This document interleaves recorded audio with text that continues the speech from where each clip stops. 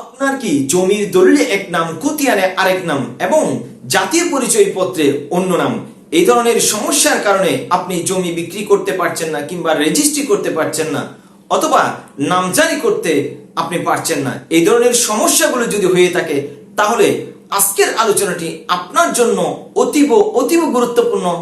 তাই আমাদের সঙ্গে থাকুন, আমি আছি আপনাদের সঙ্গে। সকলকে প্রথমে আমার সালাম জানাচ্ছি, আসসালামু আলাইকুম ওয়া রাহমাতুল্লাহি ওয়া বারাকাতুহু।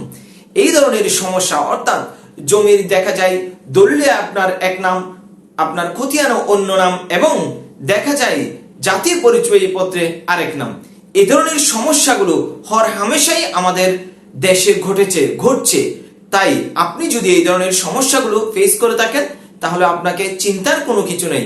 এগুলো আপনি সঠিক নিয়মে যদি আপনি এগুলো করেন তাহলে অবশ্যই আপনি সঠিক সমাধান এগুলো থেকে পাবেন এবং এগুলোর সঠিক সমাধান বের করে আপনি আপনার যে রেজিস্ট্রি, জমি বিক্রি কিংবা নামজারি বেঁচে আছে কিংবা আটকে আছে সেগুলো আপনি সঠিক নিয়মে করে নিতে পারবেন। এই সমস্যার সমাধানে আপনি প্রথমে যেটি করবেন, আপনার স্থানীয় জনপ্রতিনিধি অর্থাৎ চেয়ারম্যান, পৌরসভার মেয়র কিংবা কমিশনার, তার কাছে গিয়ে আপনি একটি প্রত্যয়নপত্র সংগ্রহ করবেন। যেই প্রত্যয়নপত্রে স্পষ্টভাবে উল্লেখ থাকবে যে দলিল, খতিয়ান কিংবা জাতীয় পরিচয়পত্রে যে ভিন্ন ভিন্ন নাম রয়েছে সেই ভিন্ন ভিন্ন নামগুলো একই ব্যক্তিকে নির্দেশ করে, তারা স্পষ্টভাবে সেই প্রত্যয়নপত্রে এই বিষয়টি উল্লেখ করে লিখে দিবে।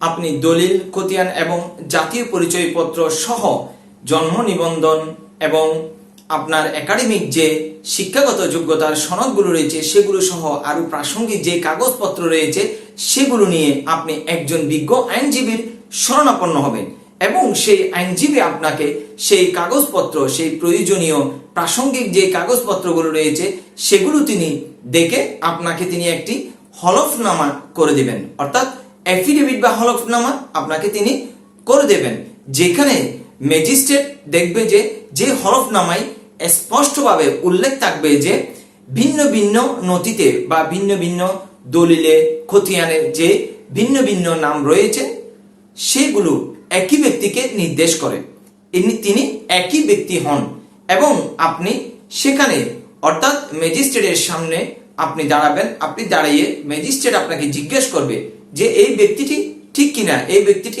আপনি কিনা। তখন আপনি আপনার আইনজীবী আপনাকে যেভাবে পরামর্শ দেয় আপনি সেভাবে তাকে বলবেন।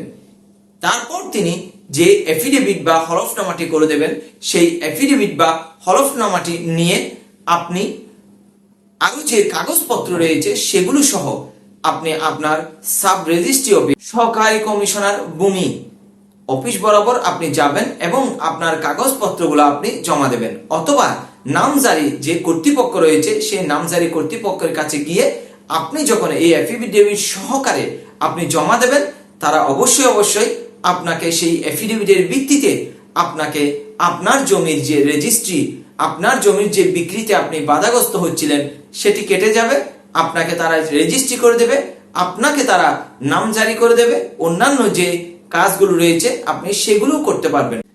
তাই আপনাকে মনে রাখতে হবে বিভিন্ন মামলার ধরন একরকম নয়, বিভিন্ন সমস্যার ধরন একরকম নয়, এক মামলার ধরন নথির ধারা অনুযায়ী এক এক রকম হতে পারে, তাই বিভিন্ন সমস্যার সমাধানও এক এক রকম হতে পারে। তাই আপনি একজন বিজ্ঞ আইনজীবীর শরণাপন্ন হয়ে আপনার যে কোনো সমস্যার সমাধান করে নিতে পারবেন।